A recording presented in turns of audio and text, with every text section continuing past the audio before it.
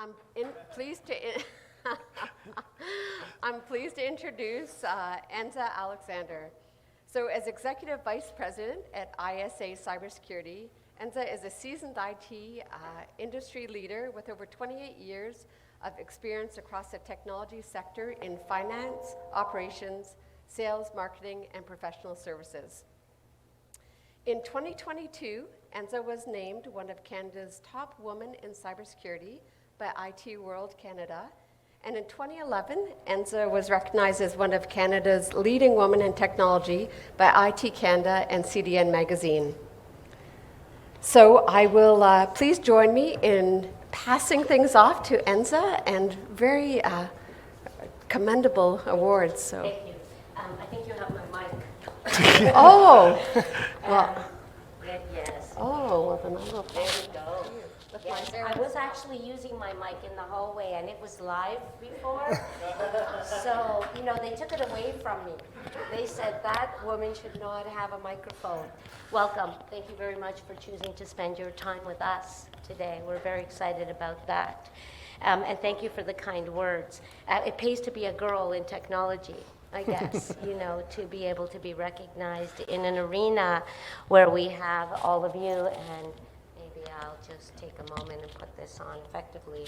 I think you guys can hear me, right? Do I need the mic? I don't need the mic. Okay. I do for the virtual participants, right? See? That's why I'm one of the top cyber people, because I break the rules and I try to take my mic off and try to do all these things. We really appreciate you joining our session today. We are going to help you understand really some of the strategy and the planning around a cybersecurity-led digital transformation.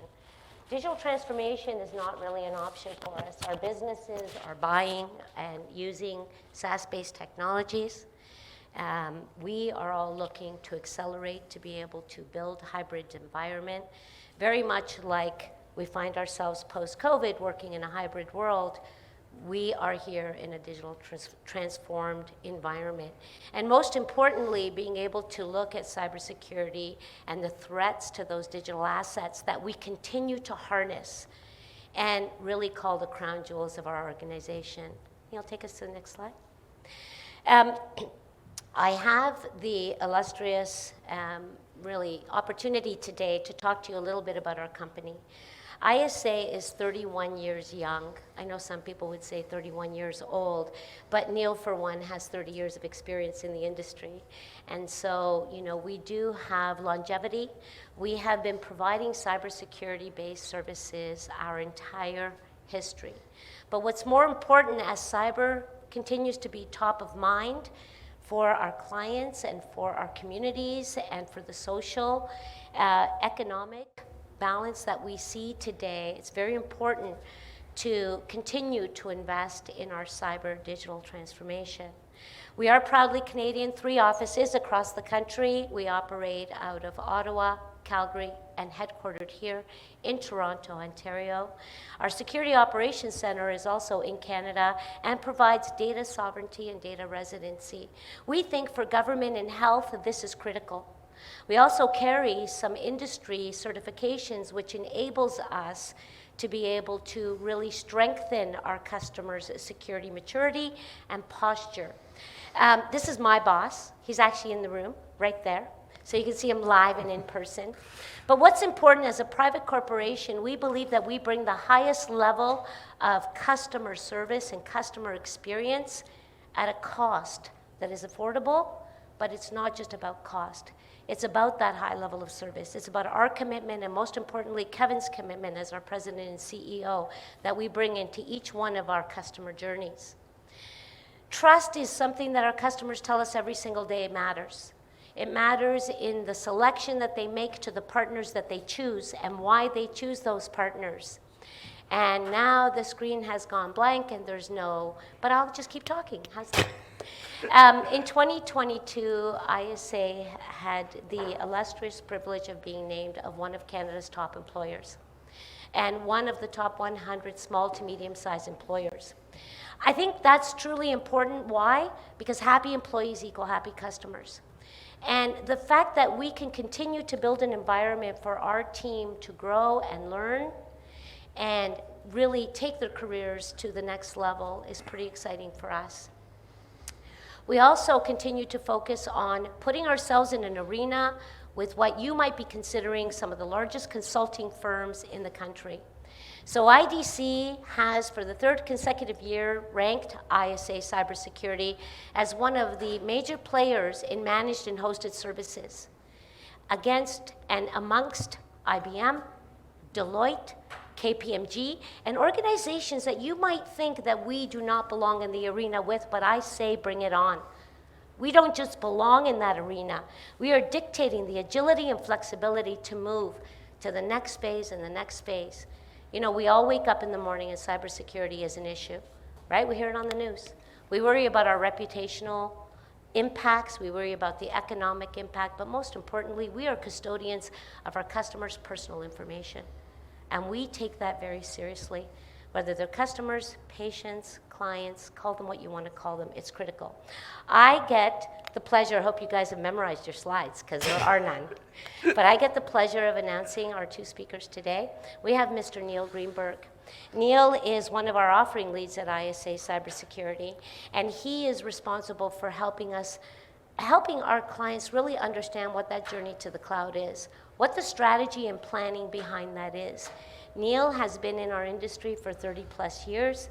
He has been focused on cybersecurity and worked both in many, many industries: health, federal government, finance and insurance. And so that cross-industry experience that Neil brings to the table enables me to make fun of him every day. No, kidding.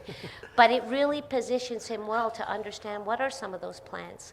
How can we help you on your digital transformation journey and continue to deliver what you need for your business, very specific to what you do for your customers. And then Matt. Matt has recently been promoted into the director of the SEs for SentinelOne. SentinelOne is a great partner of ours. You know, we saw a large health contingency today, and when we look at the evolution, not revolution, but the evolution of what we're seeing as that protection layer, SentinelOne has been a very important partner to us as we continue to build better protection technologies, platforms with our process and our people for you to be able to utilize. Matt has been with SentinelOne for approximately 4 years with a background with Cisco, and I'm going to mess it up, Kaspersky. Thank you. I wasn't a Russian spy, though, just to make that all very clear. Yes. Talk to the NSA, they think it's all okay. Yes. So, without further ado, thank you very much for having us. Thank you for participating in our little chat this morning. And Neil, over to you with no slides.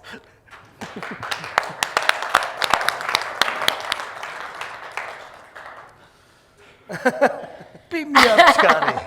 No. I'm going to try and remember from memory the slide decks. Thank you very much. One of the things that I think was first slide, I was going to explain the various services that we offer within ISA.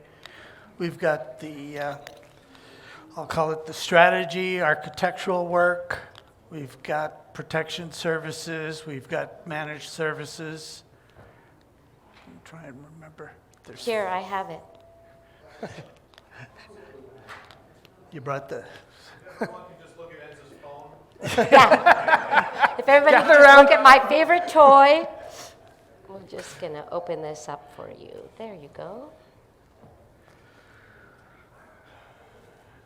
There you are. Thanks.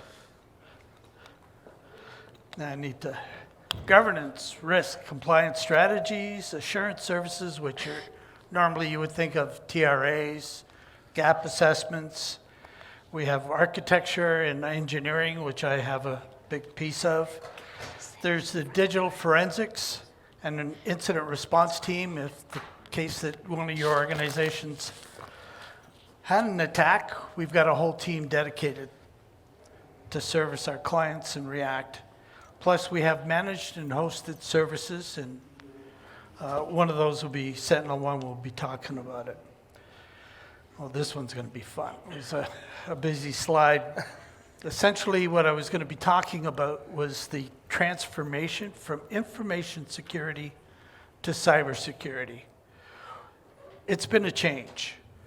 Granted, before, from a governance perspective, we've been looking at, it was IT-led. Oh, I still need my glasses. Where it's moved to now is we've got more CIO board accountabilities coming into play and looking at things. They're making demands as we go forward on our cybersecurity programs. Before, it was limited from a challenge perspective to the four walls. Everybody was on site, everybody was on premises, now it's moved. COVID exacerbated that, saying, okay, everybody works from home. And I think there was a movement even starting before that for staff to start having options in terms of how the work-life balance, especially here in Toronto. I know I was taking, at one point, 2 hours to commute to the office in the morning and 2 hours at night. At one point, I turned to my boss and I went, better find me another location that's going to save me some time. Either you find it or I'll find it. I don't think you'll like the second option because it's going to be somewhere else. It's just spending 4 hours commuting to do, it's no longer an 8-hour job. I don't know any of us here in this room that spends just 8 hours a day working. These days, it's more like 12, 14 hours. There's just not enough hours in the day, and it's going forward. Okay. Right, there's quite a bit of change that's happened over the period. I know the slides are being provided to you, so I'm going to not read some of the other points. I'm going to keep moving ahead to the next one, but it's evolved. The key point is from a strictly an IT security perspective to a more holistic cybersecurity basis.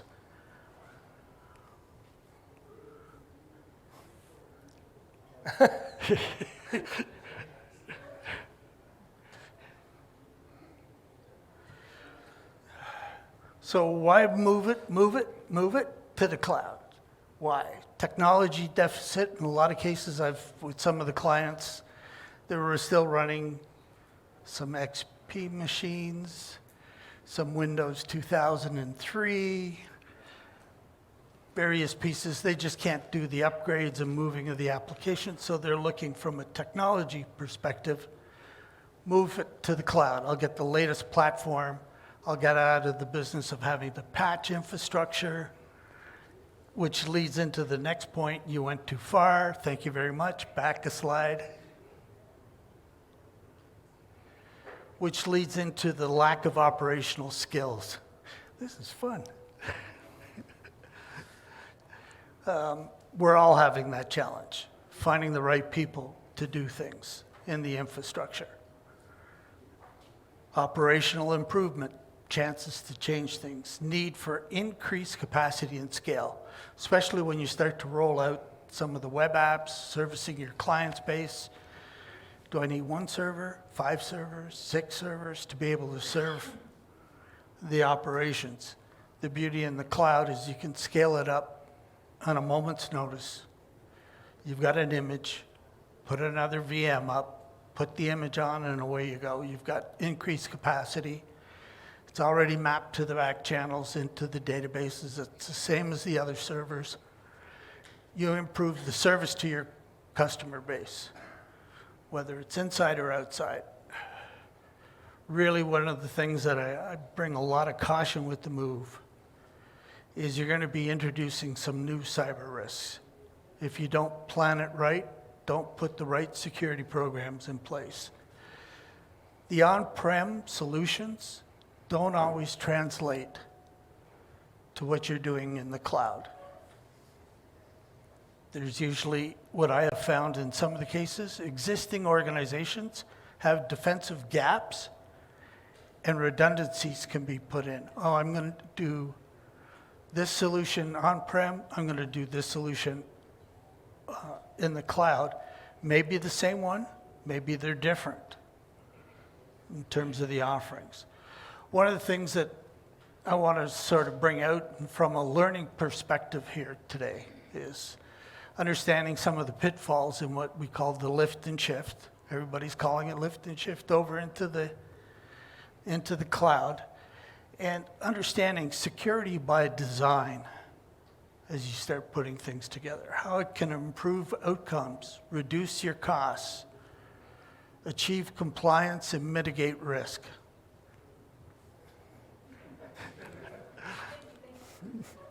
Taking my picture.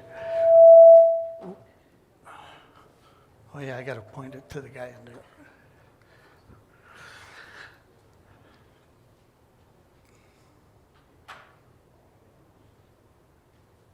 Thank you. One of the things that I want to bring up of a key point is attackers have options. Usually attackers are going to come in from the initial user access, compromise their account and their password. They're going to be coming in usually to take over the devices, the workstations, whether it's a straight user or even a privileged user. My good buddy will explain control for that. Take over the account and live off the land, start to move across. You know, I take a regular user, they start looking through, searching through your Active Directory, who are the admins? Do I have people, you know, you can do a directory listing.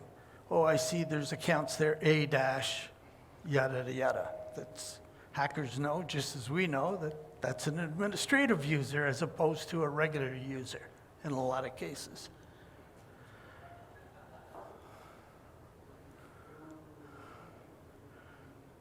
There we go. Elevation paths into the intermediaries. No, you went too far. Really, and the ultimate, what we're trying to do is protect some of those business critical assets in terms of your identity systems, your other AWS, it could be AWS, could be Azure, could be Google, GCP. That's where all the crown jewels are located. And they're based on getting access, whether it's a user access or a privileged access going forward. Yeah, so one thing that has stayed consistently true in cyber defense is the final gate, the last gate. If they compromise your identity, they compromise your network, they're all after one thing. Your systems. That's how they impact you. That's how hackers get paid. Believe it or not a job we're here to recruit for or, you know, talk about as legitimate, but hacking is a profitable employment. So the only way they get paid is if they get to a point where they are compromising your data, your systems, stopping your business in some way or impacting your business in some way. The way they do that is by getting to your endpoints, which has caused a lot of evolution, right? I'm not here to explain that, yes, there was antivirus and then next-gen antivirus, and then we said those are long words, so now we're just going to only use 3 letters over and over again. But what it comes down to is we have to approach the defense of these systems differently than we ever had. Neil talked about your critical assets, your crown jewels. Those are all systems in your environment. So the way that SentinelOne has approached this and why we've partnered with an organization like ISA who's at the edge of this is because we've done it different. When they came up with that 3-letter acronym, whatever the first letter was, which is changing and I'll come back to that, the last 2 were detection and response. So a lot of people jumped into the game because they had done it before and they were selling traditional, some form of system protection. And they were really focused on that D because that is what traditional endpoint protection did. It detected things, but their mechanisms to respond to it were pretty limited. Our company was founded by a bunch of red teamers. Their mentality was, we know we can catch the stuff. It's what do we do when we catch it? And that's where SentinelOne has been different. And when we go into a service engagement or we work with customers to try and put or replace their endpoint protection, our focus is on We will help you detect, but not only detect, actually respond, because that's what the R at the end of EDR stands for. And so we have some unique functionality, like we can remediate and roll back a system while it's being attacked. We're the only ones that do it. It puts you in a better position, because what every security solution comes down to is the workflow associated with it. Whether you partner with someone who has that type of managed service, or your team is responsible for that defense and that governance. In either case, the tool matches the workflow, and that tool, the more automated and the more autonomous it is, the more success we're going to have. So as we move in this shift left over to where the definition of an endpoint is ever changing, the crux and the basis of the solution need to remain the same. Need to detect, need to respond, and that's what we're good at. So, as we move and we start doing this security by design, as Neil said, those things need to come into play. Put in place solutions that help you automate and respond autonomously. Yeah, thank you very much. And one of the things in terms of our partnership, we brought it up earlier, is resourcing to administer and manage these things. Here's the ad. We have a managed service. We work very close with SentinelOne. We're a strong partner with them. And we've got a team that monitors the console and works with organizations to refine rule sets, to automate some of the cleanup as we go for saying, oh, you're being attacked. Can we just roll it back? Minimizes the amount of incidents when we report on it later in terms of, hey, you had something going on, we minimized it. Here's some value, by the way. If you didn't have SentinelOne, the impact would have been X, and there's your ROI right away as we go forward. So what can we do until we get there in terms of having the overall strategy? So just build it out. We've got a bunch of tasks here. Whoop, back one, there we go. It starts off with, account protection, getting control over your end users. Can't say enough, the privileged access.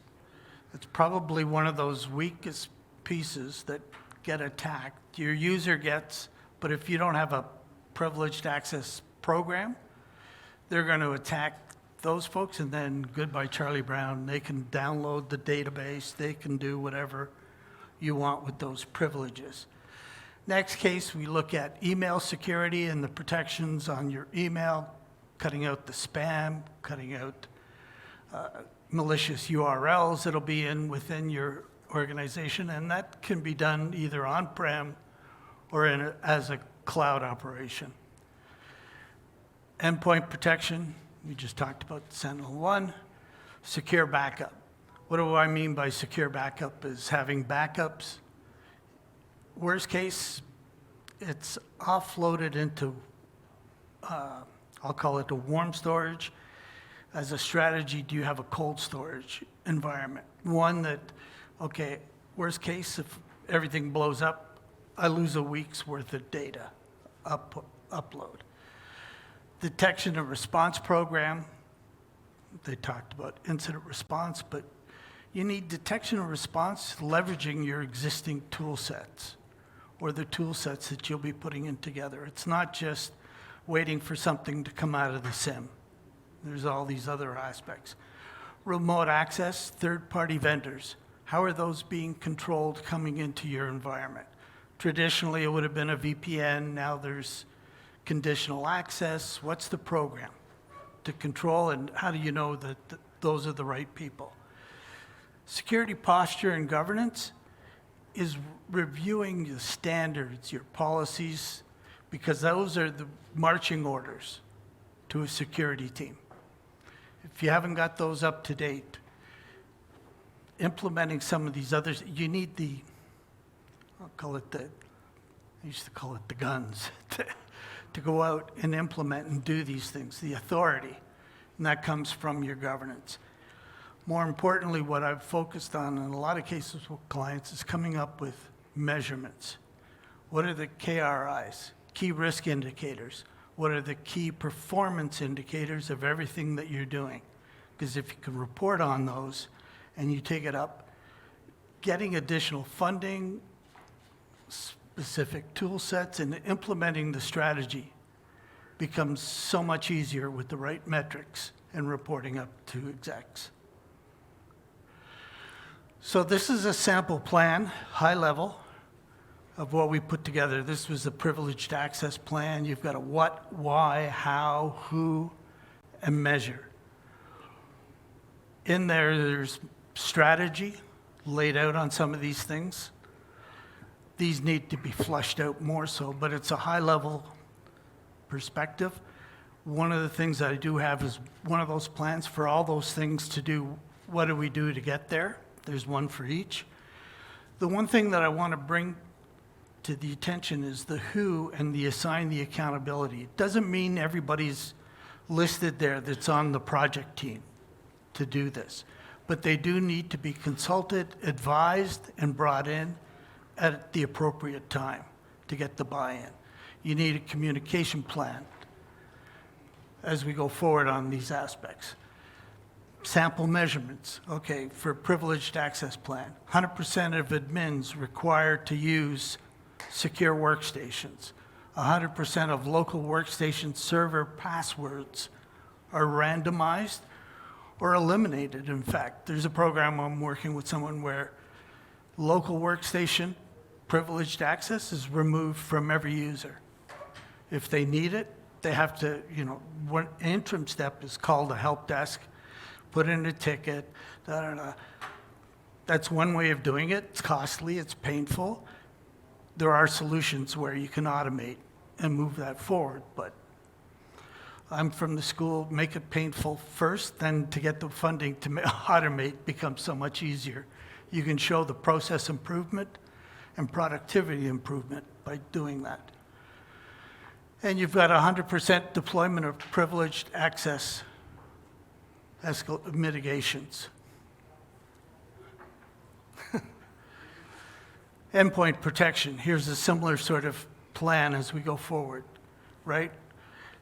I'm going to focus at this point on the house. It's supply security baselines. There's some out-of-the-box tool sets that come with those, whether it's hardening those Windows servers, Windows clients, Office applications.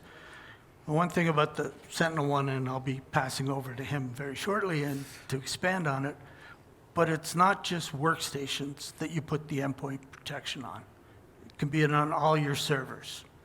It can be on your databases. Wherever there's an operating system, we can put an appropriate client or agent on there to manage it. He'll explain the impacts and so forth on it. But it's the ability to block unexpected traffic, right, in the endpoint. Traditionally, it's been done with host-based firewalls and various pieces of network defenses, traditionally. It's one way to do it, or the other aspects. Again, we provided a sample measurement, percentage of endpoints meeting the security standards that you've laid out as part of your objective. So I talked about the defense of the endpoints being what's consistently true in cyber defense. The other thing that has been consistently true is the definition of endpoint has changed, unless there's anyone in the room still using mainframes. No mainframe managers. Good, because that's the one type of system we can't protect. So, although my slide has disappeared, I mentioned the three-letter acronyms. So the new one that I'm sure you've all heard is XDR.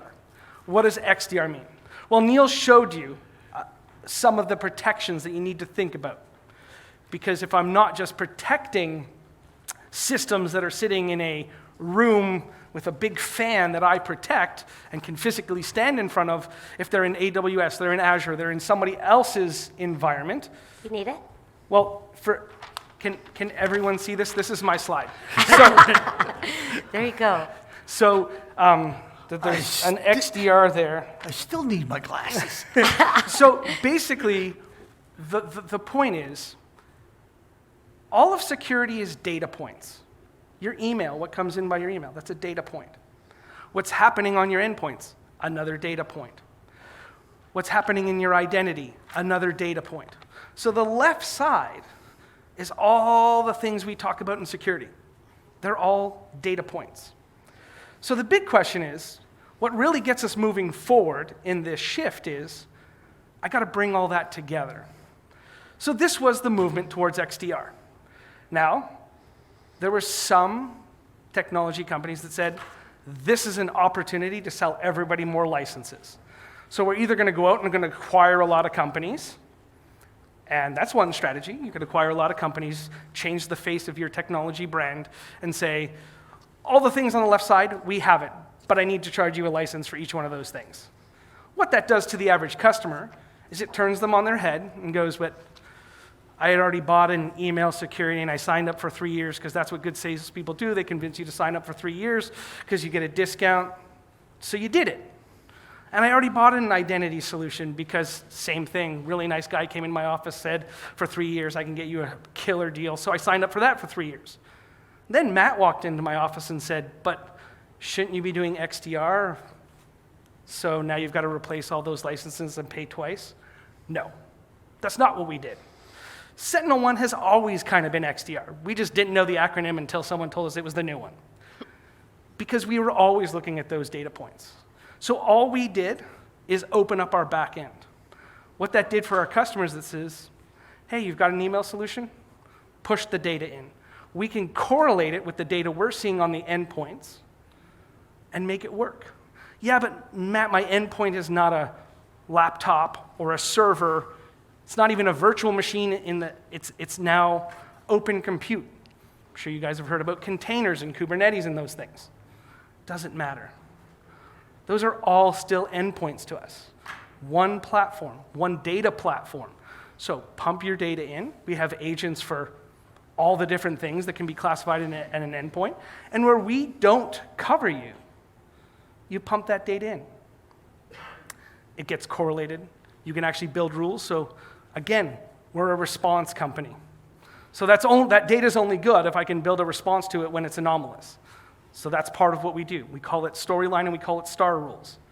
So this storyline technology that's always been the basis of what we do is an engine that is constantly correlating data. It is why we quickly rose to, depending on whose opinion of the day, probably the #1 EDR solution in the world. Because we were correlating data where everybody else was dumping data in front of you and giving you a lot more work. So, as a customer, your opportunity is, now I can bring the data together. I can do all those things on Neil's list. Some of them I might have already invested in, so it makes sense to just correlate them with what you're seeing on the endpoint.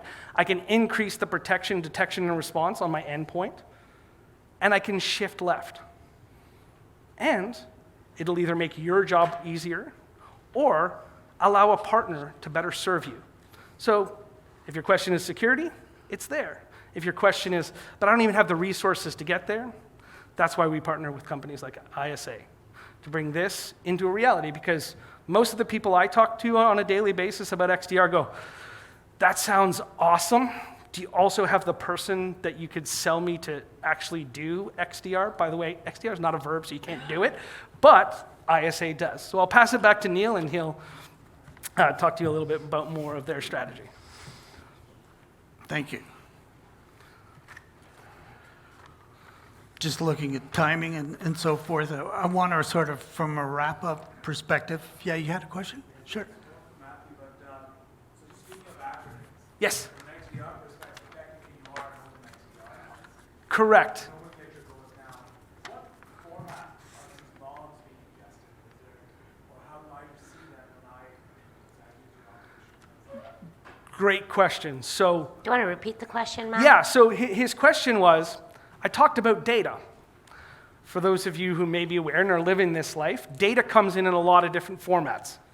And that's part of the challenge is Security X, Solution X uses syslog, Solution B uses an open API, So what we did, and to better our company 3 years ago, is we went out and acquired a company that nobody knew about. They were called Scalar at the time. We changed their name because, for those of you who might know, there's a couple Scalar companies that already existed, so we didn't want to go down that path. but they had already developed what was, to developers, like the tech guys in the basement, they had developed something that was like an open SIM, basically a log collector, and they could build connectors in 24 hours. So all the dev guys loved them, jumped on. We looked at that and said, this is what's the future of security. We're going to need to be able to build connectors for any type of data source overnight. And so the answer to the question is it doesn't really matter. If it's syslog, we'll work with it. If it's an API, we'll work with it. If it's some sort of raw source, we can even put an agent into the source of data and potentially pull it from that. So the answer is it doesn't matter.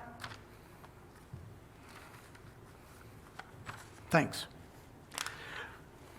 Just out of curiosity, I guess what I've got, you saw the sample plans that I put up earlier, both for the privileged access, for the endpoints. I have plans, similar plans, for all these aspects, what were listed at the beginning. What do we do to get there? So, info@cybersecurity.com. Yeah, that's our name. That's our name? Okay. I'll get it straight one day. With that, if you want, you can book a call, no problem. I can walk through those with you. And then we can figure out where we go from there, in terms of do we put together a strategy, something to help you out in that evolution. More than happy to provide those plans. We had prepared just a couple of trivia questions, and with our presentation going blank on us, and thank you very much for your patience in the back. I'm sure that's your worst nightmare. Wasn't a heck of a lot of fun for us either, but thank you for staying the course. So we do have trivia questions, just a couple. And by the way, there was nothing in our presentation that would help you answer any of these questions, I don't think. So pure trivia. My question is for the audience. In the past 10 years, which sector has experienced the most number of breaches in North America and paid the highest ransom? Quick, you need to just raise your hand. Public sector. Not good enough, but nice try. Close. Healthcare. Ding, ding, ding. We have a Ding, winner. ding, ding, ding. So for 10 consecutive years, healthcare, which protects our kids, protects our parents, protects, if they have any of those, protects our families, has been the largest threat vector in the Americas. So, we are passionate about that industry and continuing to help them. Those of you that are in that sector, thank you for your long nights and long weekends, and enjoy your safe and warm package that Teresa's going to give you. Neil? My question, what would be the most important thing to do as part of your migration to the cloud? I know the answer. No, you're disqualified. Okay, you? Figure out the real cost. No. Close. Partial. Okay. Close. You're all at about 5,000 feet. Come up just a bit. Ah, ding, ding, ding. Sorry, but you didn't raise your hand, so you can't win. Did you hear what he said? I didn't hear what he said, so I'm not going to. I was going to say keep the security at the same standard as it was before. Nice try, though. Nice try. Okay, you can win the prize. I was only teasing you. Yes. Plan.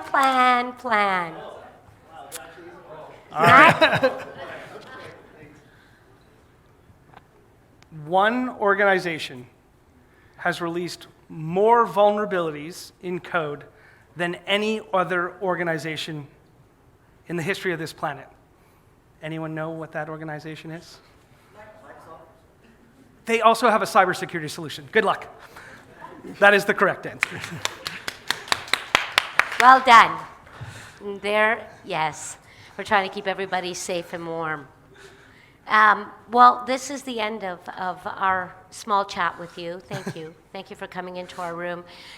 Digital transformation should always have security at the forefront of what you are thinking about. Cyber is a big threat, we are the custodians of data, not the Star Trek type data. It's funny, right? When you say data, I always think of a guy that's running around that knows everything and is trying to adapt to human life form. But in theory, that's what we're doing. We are trying to adapt to what the bad guys are doing and really, outmaneuver them. So thank you very much, Neil.